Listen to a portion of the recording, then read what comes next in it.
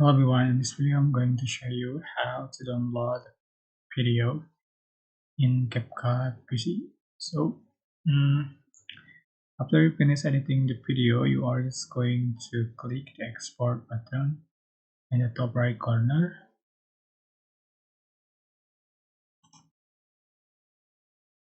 right? And appears the option right here. And you can change for the title of your project, and you can select the place you want to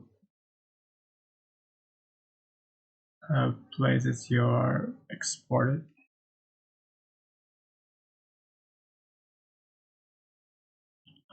right? You can change for the resolution, bitrate, frame rate, and etc. Just click export and wait for exporting, and just click open folder to open your exported.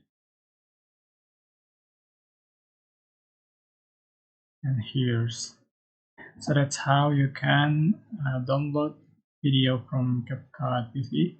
I hope this tutorial was helpful for you guys. Don't forget to like, comment, share, and also subscribe. If you have any questions, please leave in the comment section down below. Thank you so much for watching.